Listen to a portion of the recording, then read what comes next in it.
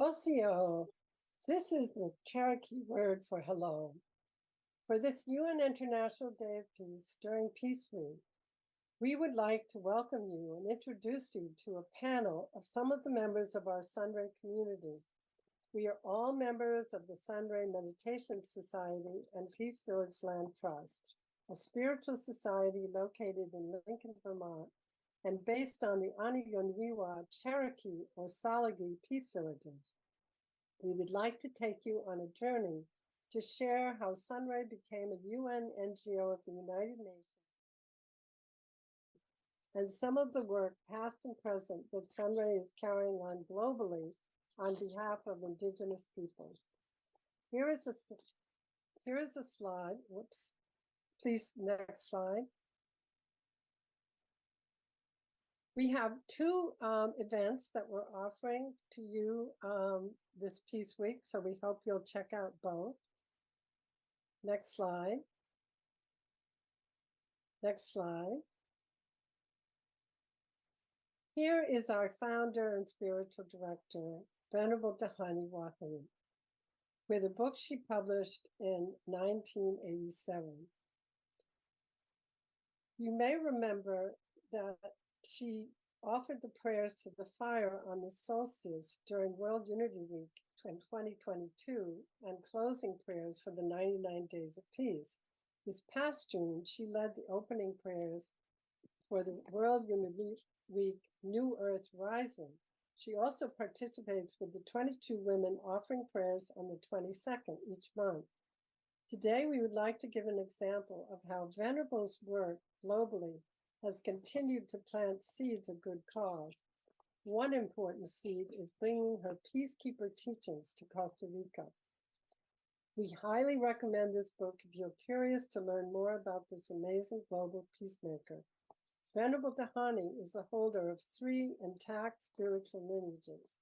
She is the 27th lineage holder of the Ywahoo ancestral Wahoo lineage.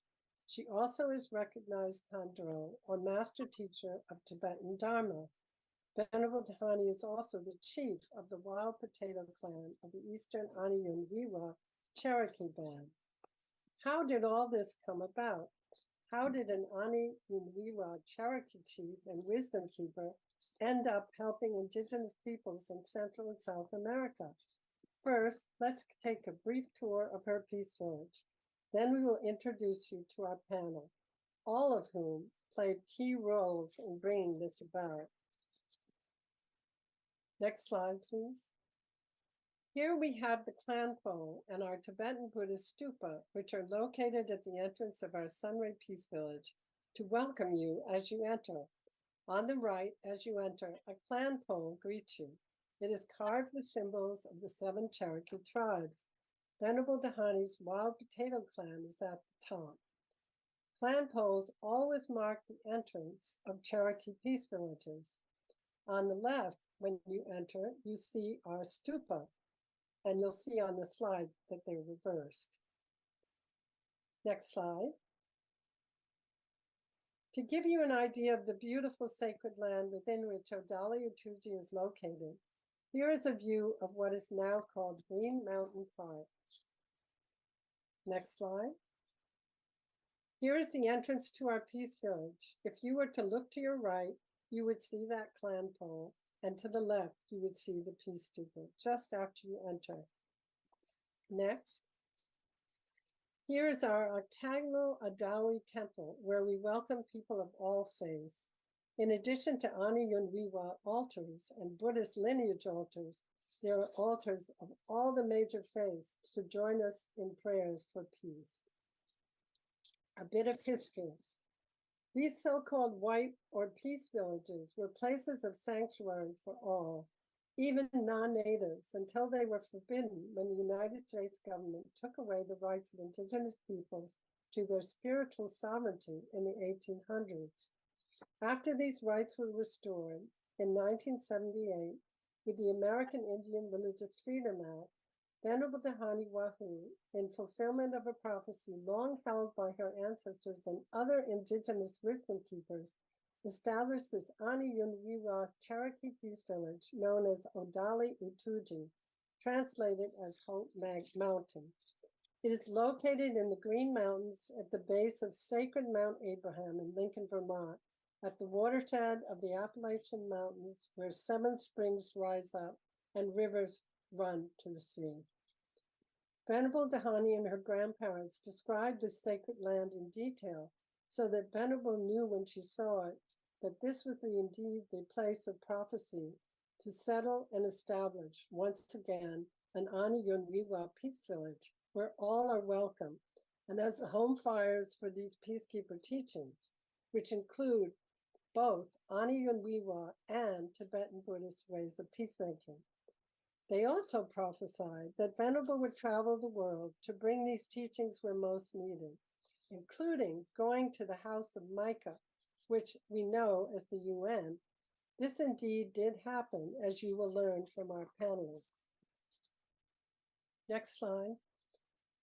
Here is the beautiful stained glass window of the Vajrayogini that is in the temple. And if you look on the left of the slide, you see a white figure, and actually that is Venerable Dhyani as part of this lineage with the Vajrayogini.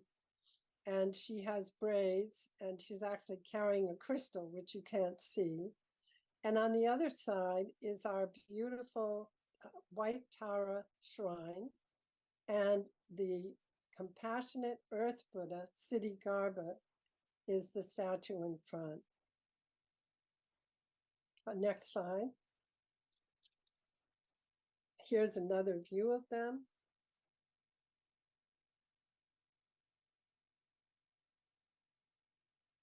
Next slide.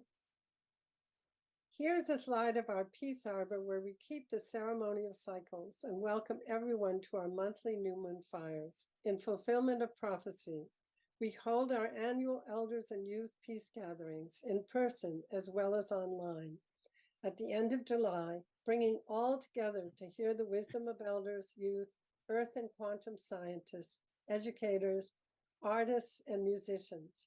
We pray, dance, sing, celebrate, and engage in ceremony together with joy and harmony.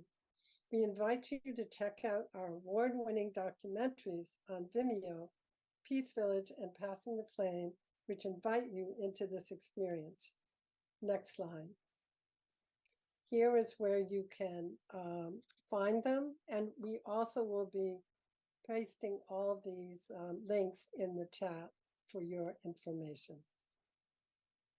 These prophecies foretold, which these films will acquaint you with, that at this time of change on our planet, when things had fallen out of balance, native wisdom keepers from north and south would come together in peace to share their precious wisdom with each other, and also with non-natives. Together, this would help bring the peoples of Mother Earth back into balance with her and each other. Women and men would once again respect the divine feminine in partnership with the divine masculine as of old, and live in harmony with respect for Mother Earth and all her children. Venerable Dhyani's great-grandfather, Eli Ywahoo, his daughter Nellie Ywahoo, and her husband Yona Fisher knew that Venerable Dhyani was to carry on the Ywahoo lineage teaching, which are thousands of years old. They began her training when she was a young girl. They also predicted that the Ani Yunwiwa people would once again join with their ancient relatives from the East. This happened when Tibetan Buddhist Lamas did indeed connect with Sunray in the 80s, leading to Venerable Dhyani being recognized as a Khandro, or master teacher of Tibetan Dharma, in 2 lineages, Drikung Kagyu and Nyingma. From these lineages, Venerable developed her peacekeeper teachings, which are appropriate for everyone. I am Dr. Olivia Cheever. I serve on the Council of Trustees of the Sunray Meditation Society and Peace Village Land Trust. I've been involved with Sunray for many years. Meeting Venerable and continuing to learn and practice her peacekeeper teachings have enriched my life immeasurably. I've also been interested in the UN. My first job after college was with the UN in New York City, so I was most appreciative when Sunray was recognized as a UN NGO in 1992. Since 1969, Venerable Dhyani and Sunray teachers have taught her powerful peacekeeper curriculum all over the globe, including Central and South America, and especially in Costa Rica. For a while, Venerable Dhyani and Sunray teachers would come regularly to teach the peacekeeper there. Then, for a few years, this stopped. Recently, due to a series of amazing synchronicities or coincidences, this past March, everything lined up once again to bring the Peacekeeper teachings back to Costa Rica as of this past August, thanks to one of our panelists, Jordi Palu Loverdos. Now, each of our panelists will give us a piece of the history connecting Sunray with Costa Rica, a country of peace, and the United Nations. They will share some of Sunray's work at the United Nations for the past 25 years and in Costa Rica. Next slide, please. This is a younger Reverend Margie Joy with Venerable Dhyani back in Costa Rica, probably in the 80s. It is my pleasure now to introduce Reverend Emeritus Margie Joy Walden, who was highly instrumental in Sunray's becoming recognized in 1992 as an NGO or non-governmental organization of the UN. This started with an interfaith gathering in 1989, which many spiritual leaders attended, including the Dalai Lama, and Venerable Dhyani, assisted by Reverend Margie Joy, at the University for Peace, established by the UN in 1980, met with world spiritual leaders. This statue, if you show the next slide, is the Dove of Peace, which graces the grounds of the University for Peace to this day. Reverend Margie Joy, please share with us how you came to be assisting Venerable Dhyani in Costa Rica. Thank you. And if you could... Hello, everyone. It's really good to be here. Thank you, Olivia, for that really good background. I met Venerable Dhyani Ywahoo in 1977 or 1978. It was a long time ago, over 40 years ago. And I was called to Sunray Meditation Society and answered that call. And that began a very long journey of spirituality and a very long journey of working with various groups around the world, promoting human rights and democracy.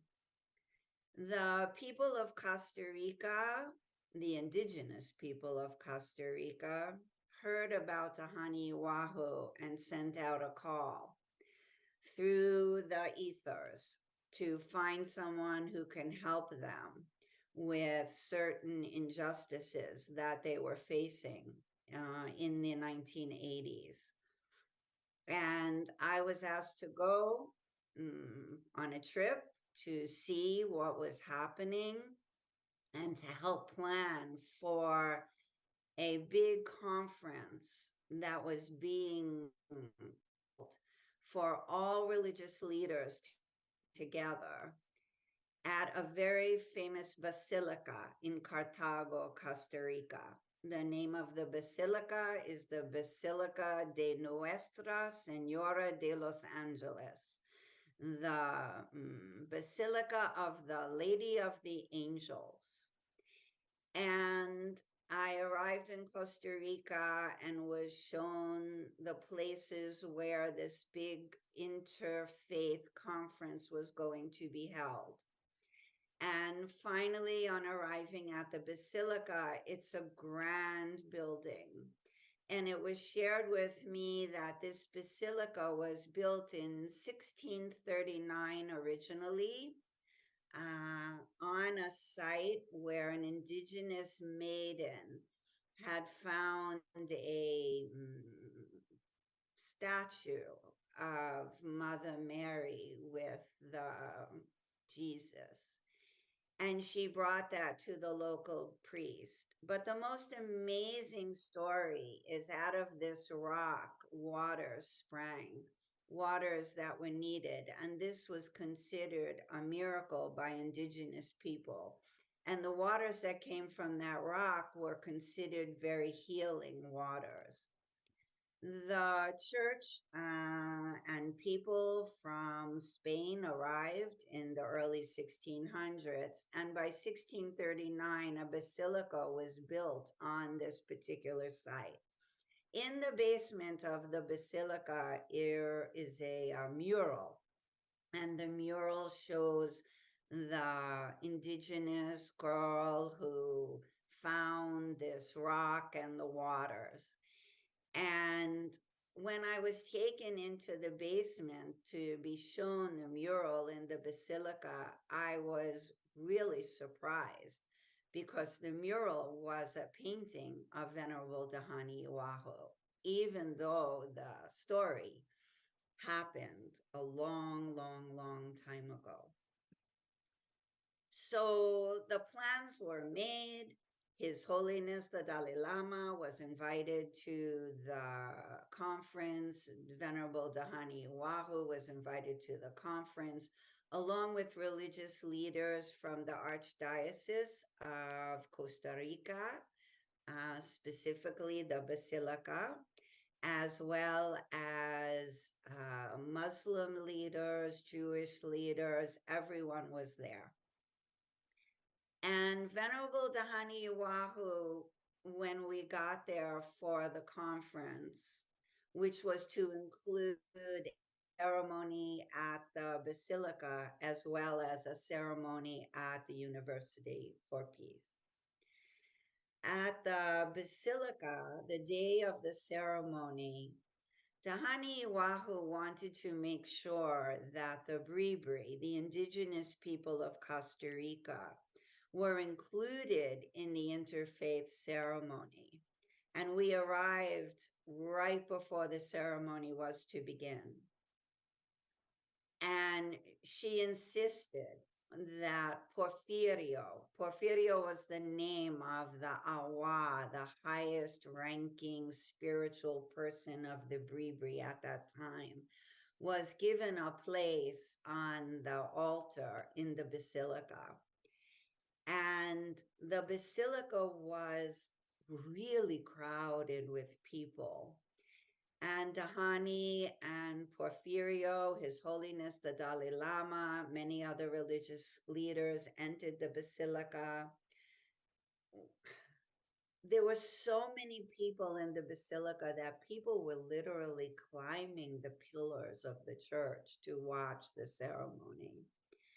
And during that time, His Holiness the Dalai Lama and the other religious leaders deferred to Dhyani and the Bribri elder. The Bribri are a small statured people, and the Bribri was sitting on the altar in the big chair, and his feet didn't touch the floor. And he was wearing his high mud boots and a beautiful white shirt because they had come from the Talamanca, the very rural area where the indigenous people lived. And it was very wonderful when Porfirio, the Awa from the Bribri, began his prayer.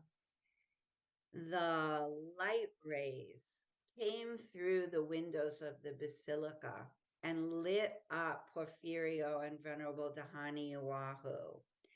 And everyone in the basilica was crying because it was the first time that an indigenous spiritual leader was giving prayers on a very old sacred indigenous site.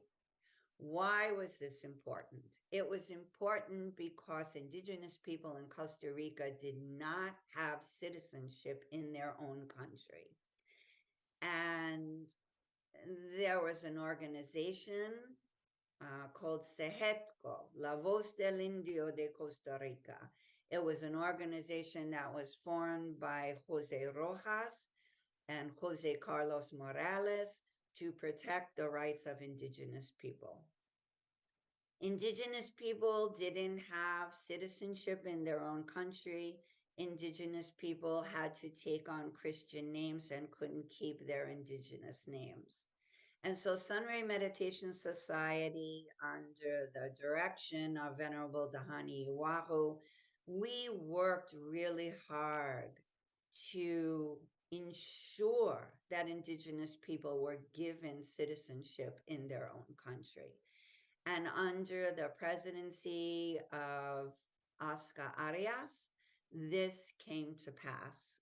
And this was a huge accomplishment for Sunray. The organization Sehetco, La Voz del Indio de Costa Rica, was the organization that brought together all Indigenous people from all across Central America, from Panama all the way to Guatemala. And we had a chance to meet and work with Indigenous people and their interests and the needs for their rights all throughout Central America. And Costa Rica was the meeting ground for this work to happen and continue. And Sehetco became an NGO at the United Nations.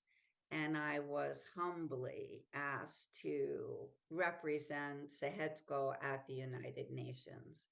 And this opened the doorway for the International Year of Indigenous Peoples to be named by the United Nations. And in 1992, when that year was over and the International Decade of Indigenous Peoples came to pass, Sunray Meditation Society also became an NGO at the United Nations. Let's go back to Costa Rica. After the ceremonies in the Basilica, Dhyani, Porfirio, and a lot of the Indigenous people were invited to the University for Peace to have a ceremony. At that time, there was an organizer of the conference. He was very set in his ways and liked to do things by the book. We all arrived at the University for Peace, and we were asked to make the ceremony at the back end of the University of Peace campus. And this was not acceptable. We wanted to be in the front and the center of where all the people were. It really felt very discriminatory that we were being asked to go, so to speak, to the back of the bus. And so there were some negotiations. There were negotiations made about where the ceremonies would be held. And it was very interesting because as the organizer was spoken to and we shared our feelings, a large eagle came out of the sky and swooped down over this man's head with its talons flared and screeched the loudest screech I have ever seen. Venerable Dhyani Ywahoo and the Indigenous leaders with her there from Costa Rica didn't need to say a word. The eagle spoke for them. And the ceremony now was moved to the main area at the University for Peace. The ceremony continued, and the Indigenous people and Dhyani sang and danced and made offerings to all the land and the spirit, and really demonstrated for the people how we are all connected and everything is connected. And as the ceremony was going on, in the sky appeared hundreds and hundreds of birds circling around. And it was really interesting because we all saw it. We were astounded. And the birds were never captured in photographs. So it was an amazing day. witnessing miracles as well as spiritual acknowledgement that human rights, acceptance of all people is critical on the path of us as the human race to go forward. This was in the 1980s and into the early 1990s. Here we are, almost 40 years later, and we are still dancing. We are still having to sing the song of peace. We are still asking for discrimination practices to be ended. We're still fighting for human rights, women's rights, people of all nations' rights. And so we continue and we carry on. In 1992, when Sunray became an NGO recognized by the United Nations, the work that I was doing took me to the East, took me to an area that was also seeking democracy, the country of Taiwan. And Reverend Sandy Sheridan took over the work at the UN, and she will share with you the more recent things that have happened. So today I just shared with you a very brief history. I hope that it covers some of the early beginnings, and I'm very happy to have shared that. So thank you all. If there are any other questions or thoughts that you would like me to add, I'd be happy to do so.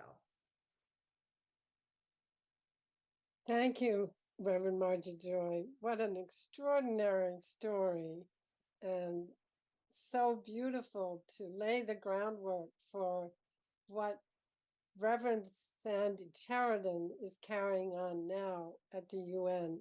Thanks to you and to Venerable for your efforts back in the 80s and 90s. It is my pleasure, next slide,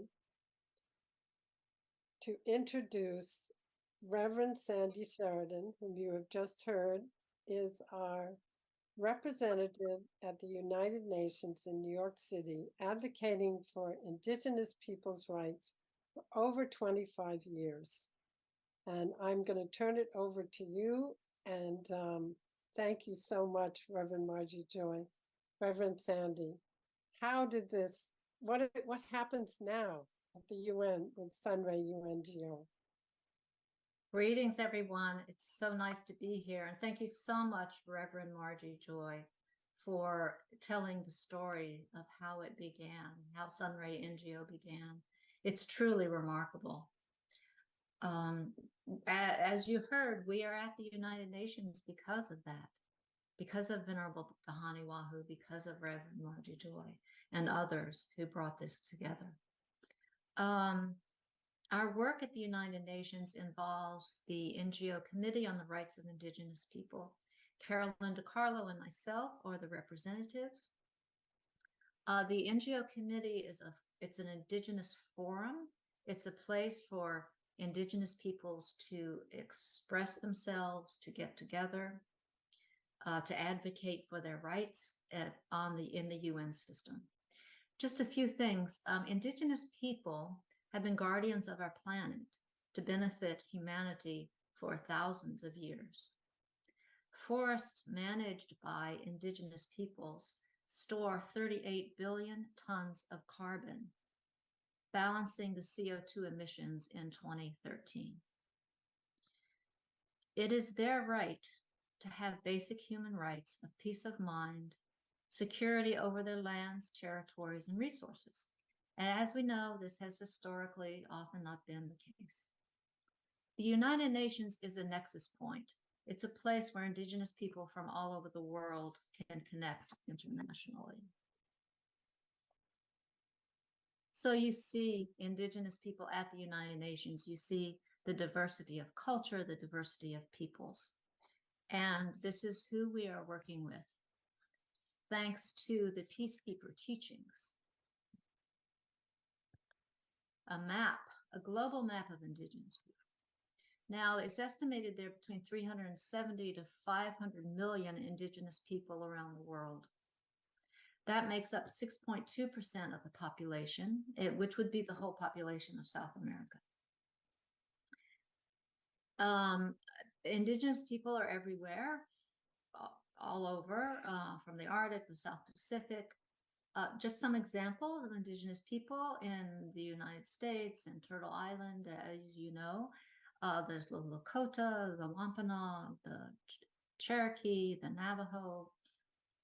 There's the Taino of the Caribbean, the Maya in Guatemala, the Aymara in Bolivia, the Inuit and the Aleutians of the circumpolar region, the Aborigines and the Torres Strait Islanders of Australia, and the Maori of New Zealand, just to name a very few. They all have a special relationship with their land, and they all hold diverse ideas about development based on their own cultures, their own values, and their own visions.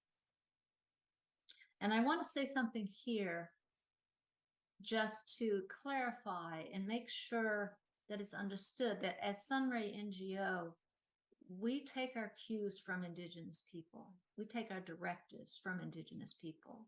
We don't speak for indigenous people. We find places that allow indigenous voices to be heard, particularly in the UN system.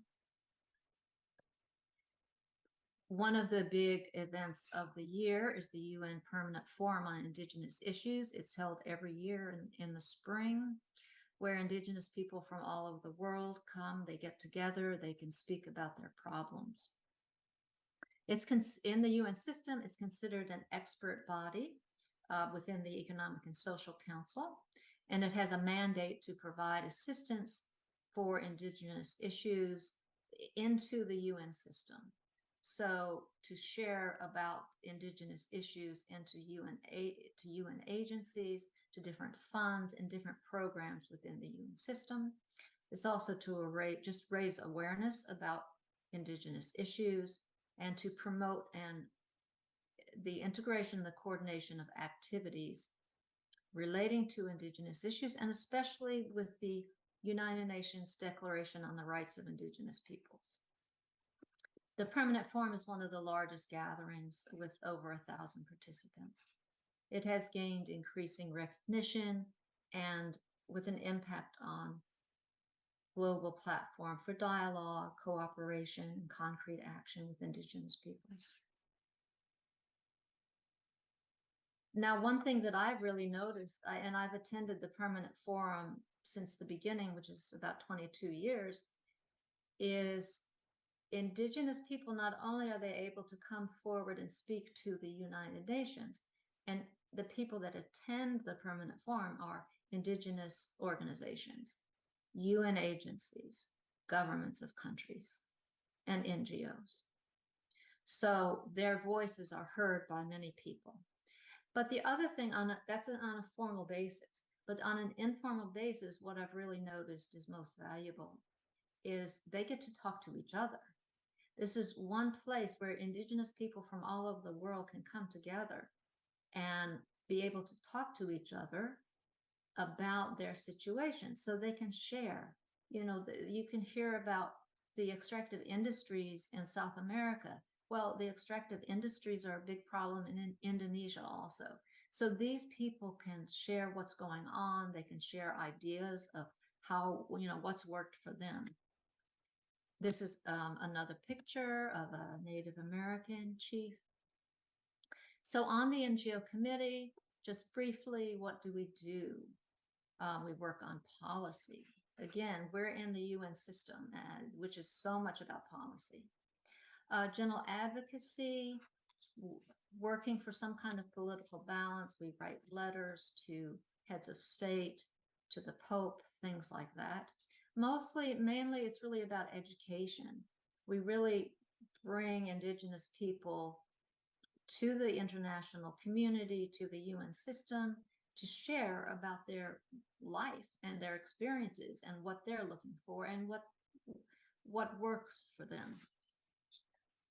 seeing the reality of their lives directly is,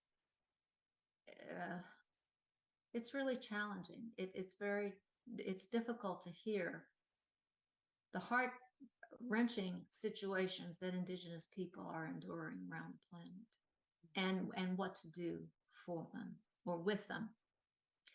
As I said, education is very significant for the NGO committee, and just bringing people together is significant. What we do, again, there are side events, particularly at the Permanent Forum on Indigenous issues. We do side events, say, at the Commission on the Status of Women, other UN commissions. We have an Indigenous Health Subcommittee, which has been very active lately, working on educating people about Indigenous ways of health. We support in any ways we can Indigenous tribes or nations that are being persecuted. We work on upholding the Declaration on the Rights of Indigenous Peoples in whatever way is possible. And we provide a forum for Indigenous peoples. Now, as a Sunray Peacekeeper, we have many principles, and I just want to go through a few of them here. These are Sunray Peacekeeper principles. One of them is mindfulness, the ability to see things as they are and to be fully present in the moment. Now, this sounds easy, but it's really difficult. It's really a challenge. It's really a process to see things as they are.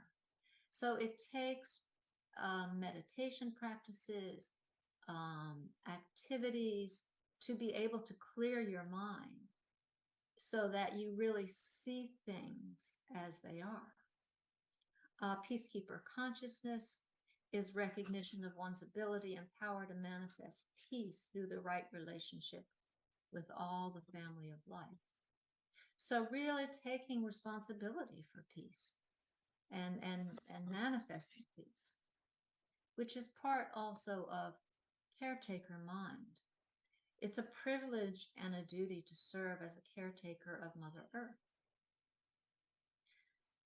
Honoring Mother Earth as a living being and sowing seeds of abundance and harmony unto 7 generations. Native American and other Indigenous people have been doing this and live by this. Number 4, continuity of mind. Understanding cause and effect in determining the qualities of one's life, death, and future lives, and in shaping the karma of groups, nations, and planets.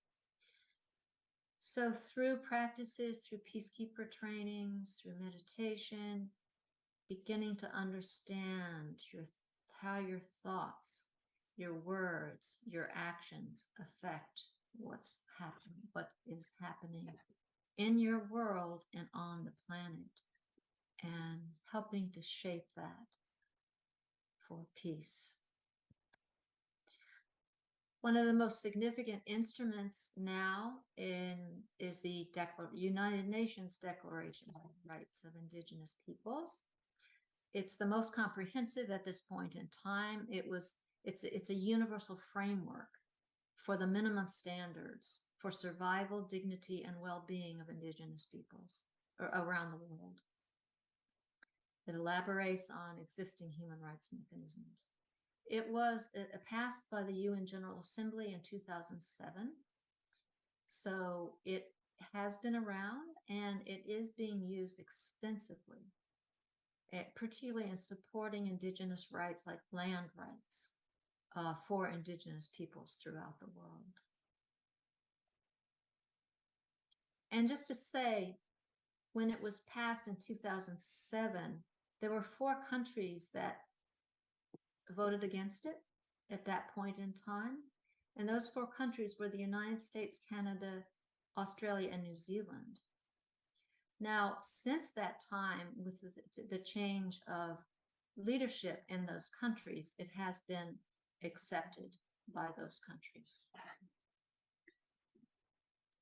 As I said, one of the, here, let's see, this is one of the articles of the Declaration on the Rights of Indigenous Peoples, Article 5. Indigenous people have the right to maintain and strengthen their distinct political, legal, economic, social, and cultural institutions while retaining their right to participate fully, if they so choose, in the political, economic, and cultural life of the state. That's Article 5 on the Declaration. And as I said, we do side events for the Permanent Forum and other commissions within the United Nations. We recently did the side event on plants, Indigenous worldviews on plants, human and planetary health. This was at the Permanent Forum in April. We had Indigenous people from around the world. We had a woman from the Shinnecock Nation in Long Island. We had a man from the Yankton Sioux Tribe in North Dakota, who is the executive director of the American Indian Community House in New York City. We had a Catholic father who is of the Costa tribe in India, in Orissa, India. He's head of the a Tribal Cultural and Resource Center in Orissa, India. And we had a doctor from Colombia. So we had South America represented also. We try to bring in voices all around the planet as much as possible.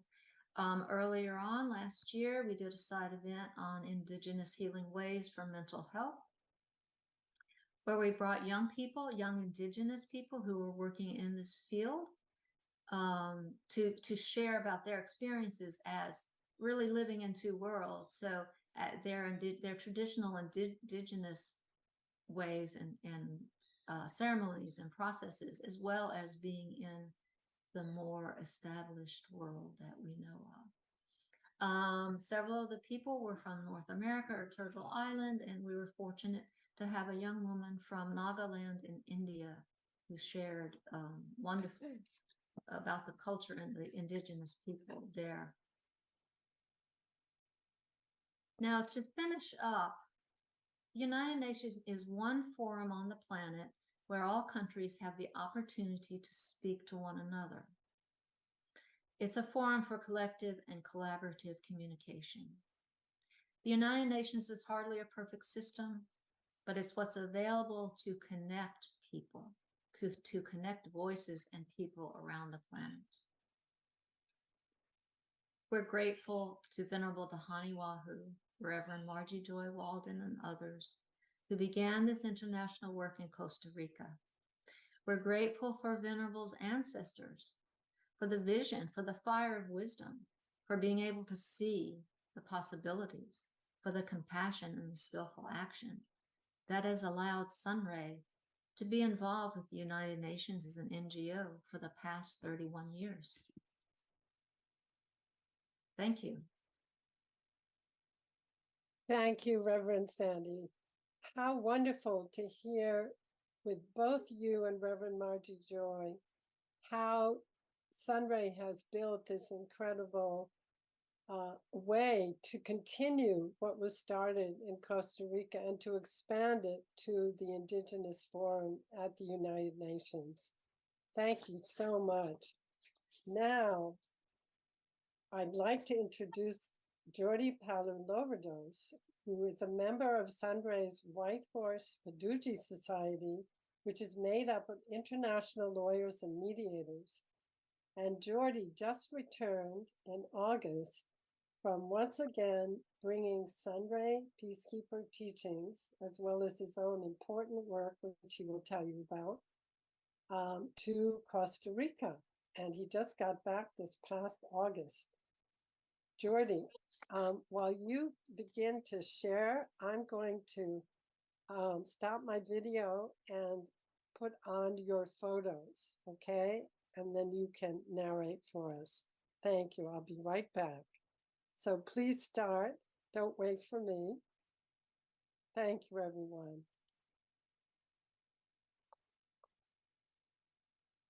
Thank you very much, Olivia. Thank you, Reverend Margie Joy and Sandy, and Sheridan, and thank you to Venerable Dhyani and all the Sunray family that made possible again to reweave all these teachings all around the Americas and worldwide. These original teachings that come from long ago, and we continue to learn and to practice and to bring and offer inner and external peace in all directions and all relatives. In fact, I would like to also to thank very especially Miss Eleanor, which was present also in meetings in Costa Rica, in the Basilica that Margie Joy has mentioned previously with Venerable Dhyani, and he's the main responsible of the spiritual center of Minifundo in Costa Rica, in the sacred valley of Orosi, that made also possible these bridging previous meetings between Olivia and also Rosemary and many other people.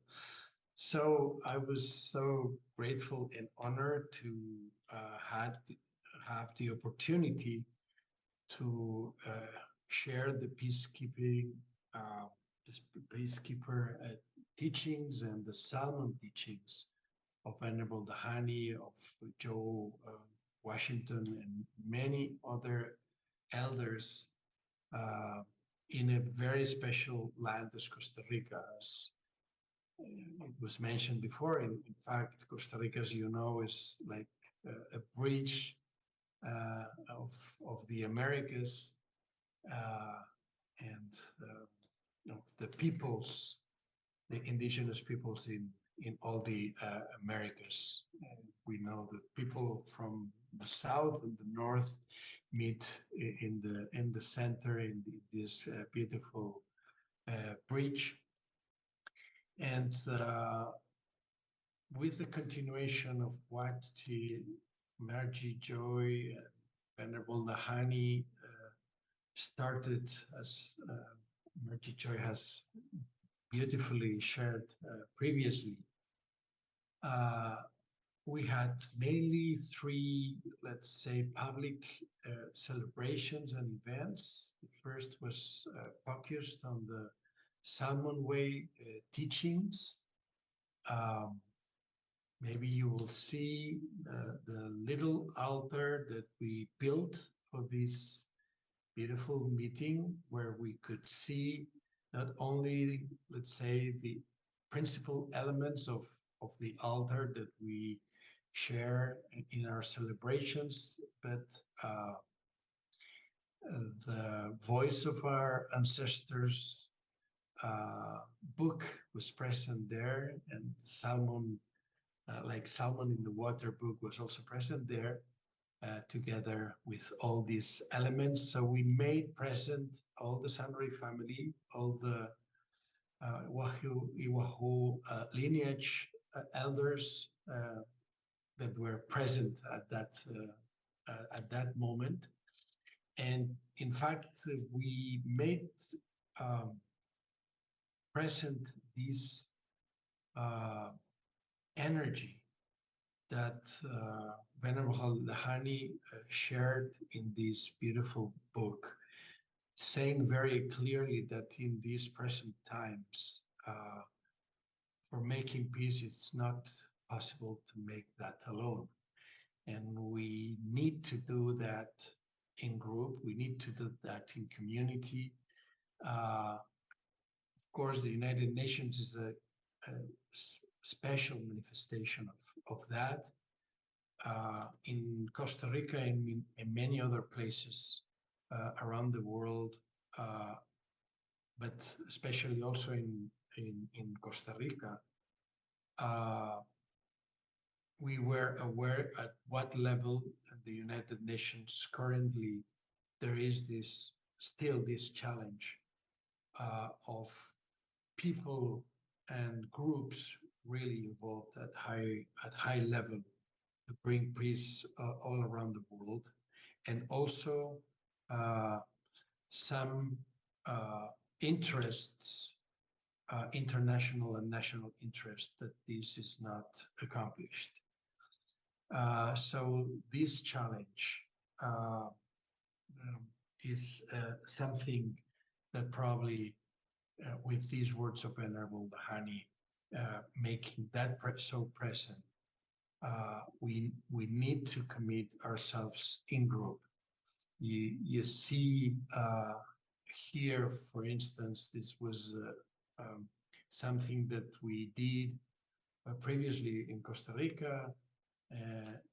As a firekeeper, we brought during the solstice this ceremony from the Ywahoo lineage and the Cherokee teachings, claiming for peace all around the world. In the Salmon teachings, we also brought all this knowledge of this circular trip and journey that we are on, and this challenge of doing this journey together. It's like swimming and jumping and leaping upstream with, of course, many obstacles in the road, but with the determination of fulfilling our true nature, as Margie, Joy, and Sandy Sheridan have shared. See things are as they are, so to recognize our true nature of peace and bring that nature with the energy of all, let's say, the peoples. As salmon, they transform themselves in the journey, and they have this determination of to go to the source and to go back home in group, holding the teachings and the learnings of generations and generations that have pursued this journey for eons. So this was a very deep spiritual sharing between the peoples, and sometimes we remind ourselves of the true movement of the Salmons together. And we say the Salmons, they don't ask themselves if they will be able to go back home and to go upstream through all these obstacles. They just do it. And they just are aware of this power of truth, of equity, to do that together, and to bring inner peace in the outer world, and to balance this harmony that is in our true nature. We aligned to the celebrations that were previously shared in the 80s in the International University for Peace of the United Nations in Costa Rica.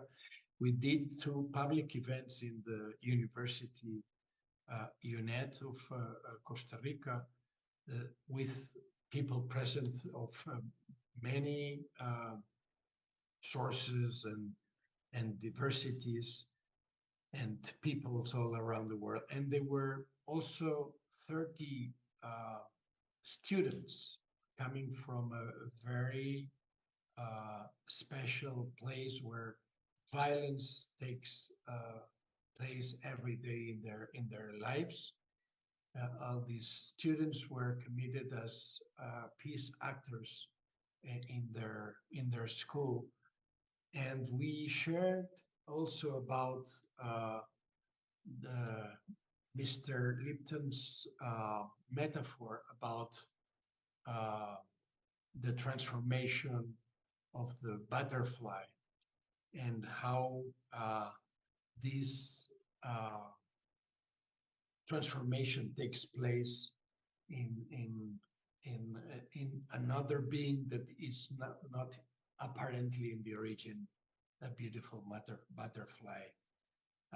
So we are like invited as the microsystems of this worm to be aware of our true nature, to work together for equity and balance in our societies, to transform violence, being aware of what we cause, as Sandy was saying, and be aware of the origin of our thoughts, our feelings, and our actions, both at individual and collective level, so that violence is transformed into peace, hate into compassion, and many other transformations that we are able to perform in our daily lives. And so this is not only an individual commitment, but a collective commitment. And we were aware at some level at how in media, TV, and also social media, we see many manifestations of this violence and some despair of people right now. We see wars, we see violence, we see illness, we see many unbalanced situations.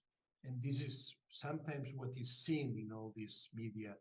But at the same time, we were aware, and we are aware, and we need to be continuously aware of many other situations and many other peoples that are committed to being by the people and with the people and working with the people to transform situations of injustice, to transform situations of systematic violation of human rights, indigenous peoples and not indigenous peoples all around the globe. Of course, there are many interests and many also groups shown as states, powers, multinationals, and huge corporations that perform in an unbalanced way and even causing harm.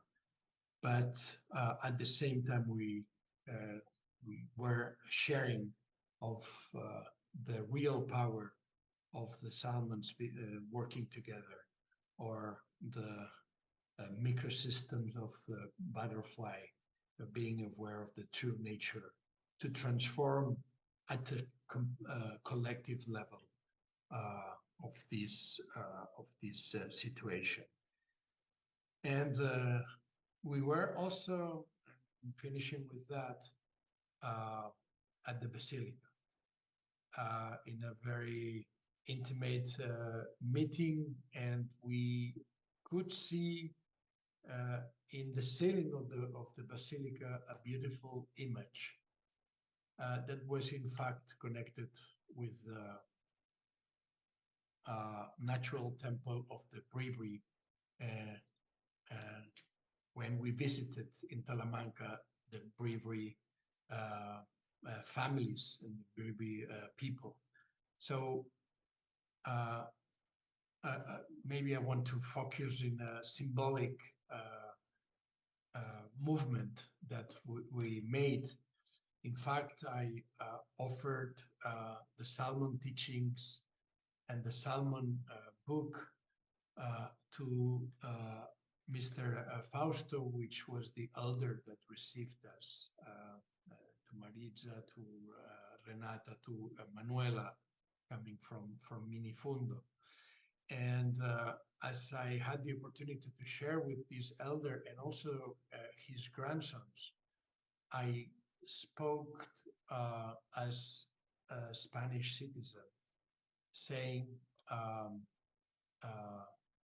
my regret of what my ancestors did in the past with indigenous peoples in all the Americas, and bringing back the original teachings of the indigenous peoples through the Salmon teachings to the way of where the source came from. So, in fact, that was a very symbolic reparation in the way that Venerable Dhyani did also years ago with the Queen of with the Queen of Spain. So, in fact, that was also a fraternal meeting, embracing each other and recognizing the real value of life, of love, of solidarity, of learning one from each other, of bringing us the opportunity to experiment love and to continue to learn from the powerful life force that is present everywhere, and of course, very especially in Costa Rica at that point. This meeting was at the temple of the Bribri, and I was looking at the ceiling, and I saw 8 pillars and 3 circles going up to the sky. And I did the same movement in the basilica, and I discovered in the ceiling 8 pillars again, and a beautiful star, which of course we can identify with mother, mother with capital letters that could be Mother Mary or Mother Earth or Mother Moon or Mother Sky. So again, all these connections gives us the opportunity to recognize our true family connections from the origins, and to reweave again the family relations and the love that we have the opportunity every day to share with ourselves and with our neighbors and with all the planet all together, as we do through the initiative of being in peace that we started 3 years ago, according to the Venerable Dhyani and the Ywahoo lineage teachings. So we are so grateful that we, again, we continue to learn and to share and to embrace ourselves in these lifetimes. Grateful to all. Thank you, Jordi. Would you like me to show the photos that you took that are so beautiful now that you've laid the groundwork? Of course. Take us on a journey? Would that be Yes. okay? Of course. So this is starting out with your beautiful photos of Costa Rica. So I'm just going, you tell me when to bring the slide forward and I'll advance it, okay? Okay. Can you tell us about this? Yeah, this is the beautiful nature that we saw there, the mountains, the beautiful volcano, which is still alive, the Irazu volcano. You can follow the next slide. Well, this is connected. This is in the Pyrenees, in fact. This is a river in the Pyrenees. Okay. in the Pyrenees. Yes. now we'll see some nature manifestations. Yeah, you can follow different and this is the manifestation of after doing the dance of the directions in the garden in the minifundo. Which is one of the practices of the Peacekeeper Teachings, right? Yes, exactly. Yeah, Exactly. that Yes. we do, right. So we can see here new life coming. Yeah, next slide. Again, we also visited a river which was previously visited by Dhyani Ywahoo from the Tibetan house in Barcelona, and we were by Azard in the same stone, seated in the same stone, and we saw their beautiful, beautiful butterflies, morpho blue butterflies. Yeah. So here you see this was the preparation of the space. We see a fishbowl, and that was the beginning of the Salmon Way teachings, and that was beautiful. We see feathers there, and we see the altar, and just in front of me, we can see very little the book of Venerable Dhyani and making present Venerable Dhyani and all the elders at that meeting.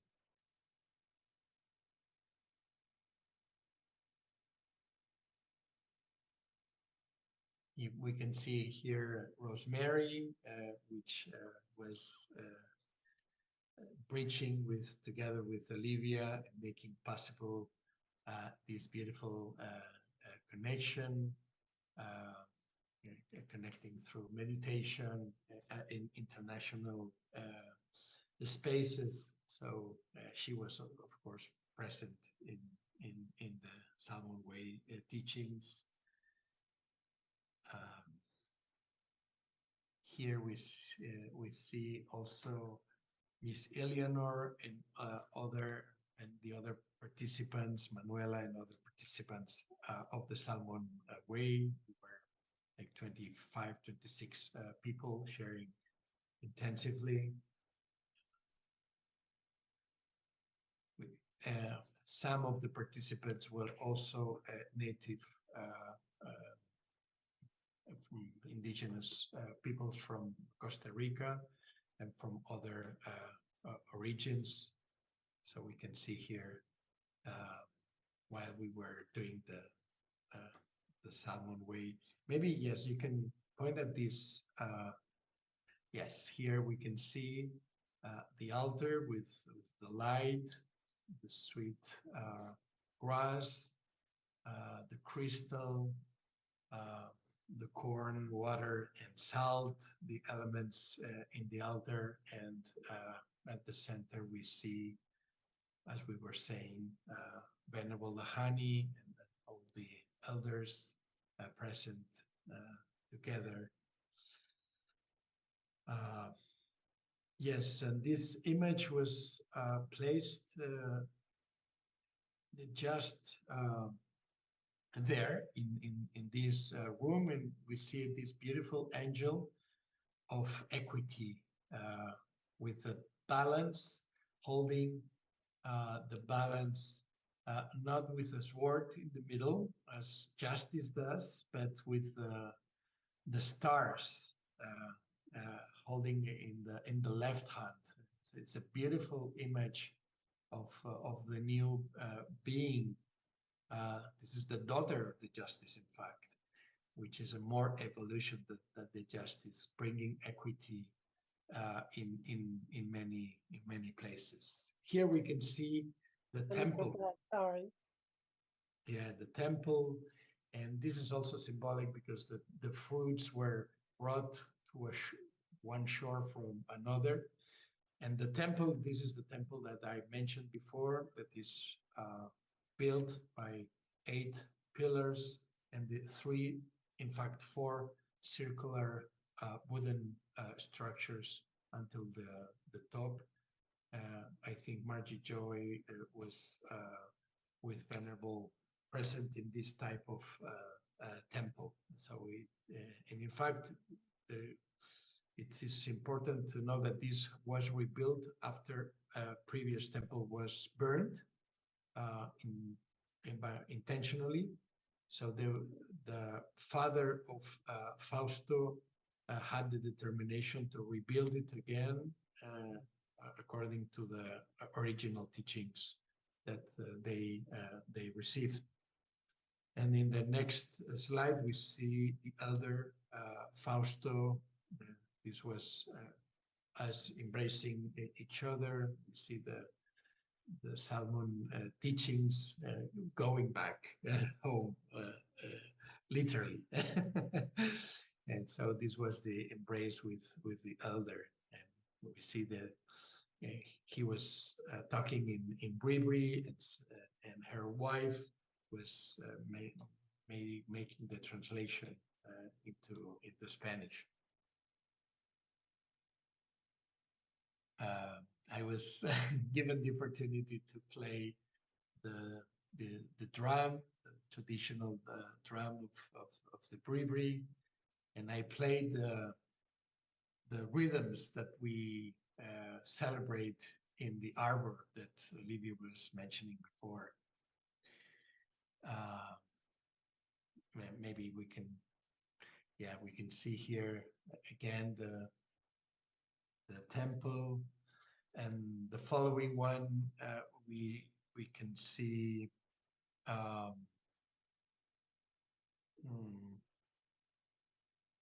this is the traditional, yes, you can point this one, the traditional food that was offered to us in these beautiful leaves, natural leaves. This was a beautiful offering that we received. Now we can see the following slide. This was the basilica, and we can see the ceiling. This is the ceiling of the basilica, the wooden structure, and at the top of the ceiling we see these 8 pillars with 8 sources of light, and in the center we see like a star or an illuminant being expanding light from the center in all directions.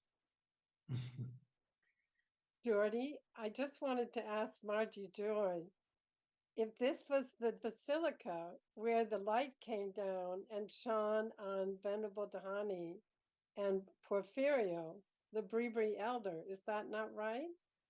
Yeah, you can see the windows behind Jordy's head there, and the light came through those windows, and shafts of light shone down on Dhyani and Porfirio from those windows in the basilica. Wow. Time is a river. It's all happening at once. That's And correct. the traditional temple of the Bribri, we slept in the temple. Yeah, we slept in there. It was a great honor. We had meetings there. People came from all over the area. And the meetings were long because people spoke in Bribri. It was translated to Spanish and then to English. And then from English to Spanish to Bribri. And so the meetings went really long time, and everyone just sat quietly and listened. And when night came, the fire burned inside the temple here, and we slept in the temple. So it was very protective and extreme honor to be welcomed. Yes, and for you, Jordy, to be welcomed so many years later is so wonderful, both of you, for doing that. I have a couple more slides, Jordy, that I'm going to show, and maybe you can explain this one. This was an offering of these. I collect that in the Atlantic Sea in Puerto Viejo near Talamanca after being welcomed in the Bribri family, and I offered those beautiful spirals in the Irazu volcano. So they are. So weaving and connecting all this beautiful nature together. Beautiful. And I also have a slide here. Could you explain a little bit of that? Yeah, that was the sharing in the university, hosted by the dean of the university and with the support of the Holistic Center for International Peace, Healing, and Ecosystem. This organization named CHIPSA, and this is the place where a great peace maker, a woman called Celina, was honored by her commitment to peace in Costa Rica and elsewhere. And it was very, very beautiful to honor the words. In fact, she was very wise, saying, yes, our country, Costa Rica, has abolished the army, but there's still so many weapons and so many violence that we need to transform into peace. So we have a lot of work still to do.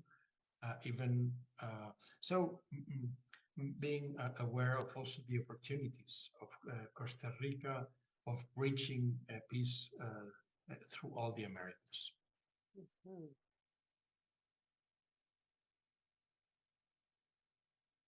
Tell us about this. That was also funny. We found that in the place that I collected the spirals, and since in fact, I can share that.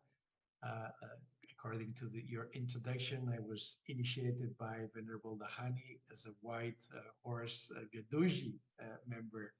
I asked, that was a beautiful meeting between two white horses.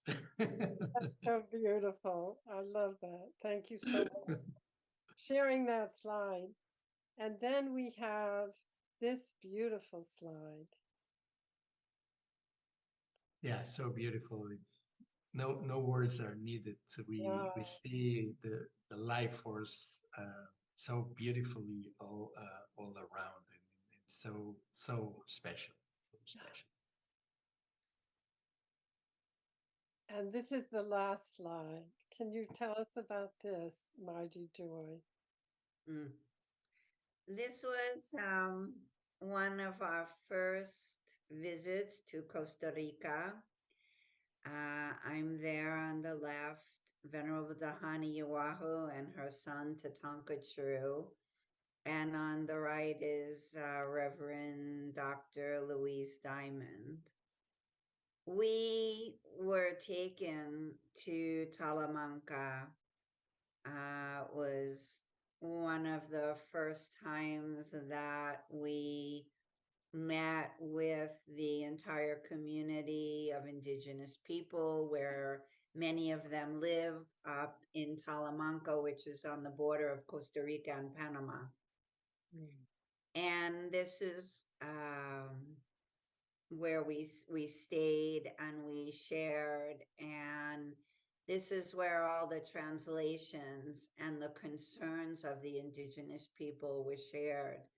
And this is where the plan was laid out for Sehetco, la voz del indio de Costa Rica, to become a NGO at the United Nations, and also to serve as a representative body for all the indigenous people from Central America. And that vision from that meeting, from that time that we went to Costa Rica, that vision was made manifest over the next years. And that is also what brought us to the International Year of Indigenous Peoples, to our work in the UN, to helping Indigenous people in Costa Rica get citizenship, to address many of the Indigenous people's concerns throughout the land, and their land being taken. There was some real interesting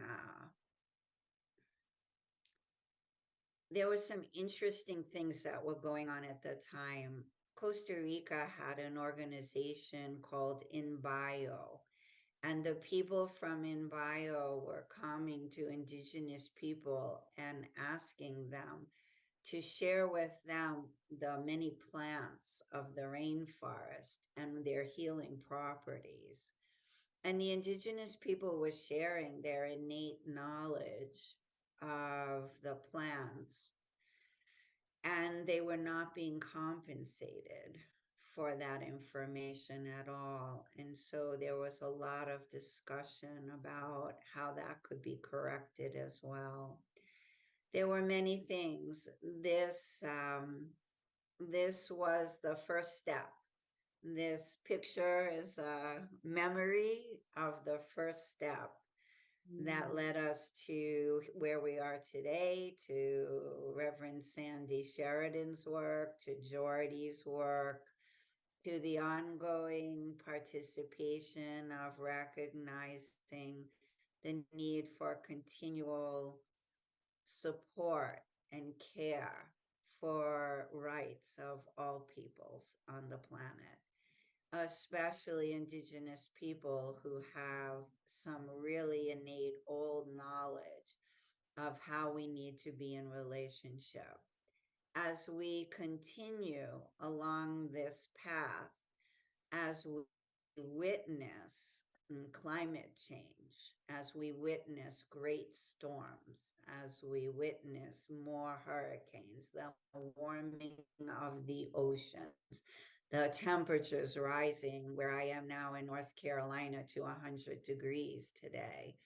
We really need to look back. We really need to begin to hear the voices of people who understand our interconnectedness with the earth and with each other, and how every action, every thought, every word, and every deed that we do each day has ramifications and vibrations for the whole planet. It is time. We're being called to awaken. We don't have more time to waste. The last 40 years have passed. I won't be here for another 40 years. So I'm calling on all the young people to wake up and to think correctly and to step forward and make our dreams, our visions a true reality. Tatanka True, we're calling on you. It is so. It is so. Oh, thank you so much, Reverend Margie Joy, for all you started with Venerable Dhyani and Reverend Dr. Louise Diamond, and so many of our wonderful Costa Rican relatives. We are all relatives in this dance of life. And you and Jordy and Reverend Sandy remind us of that. And I am grateful for my small part, because had my granddaughter not been doing a GAP program in Costa Rica, I would not have gone there.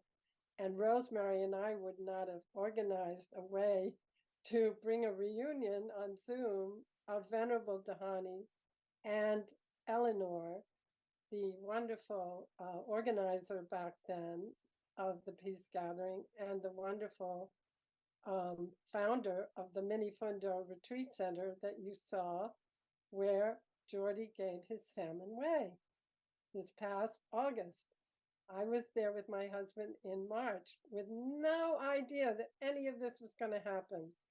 So I want to invite everyone to pay attention to those coincidences in your life, because see what has unfolded just from going to Costa Rica to see our granddaughter.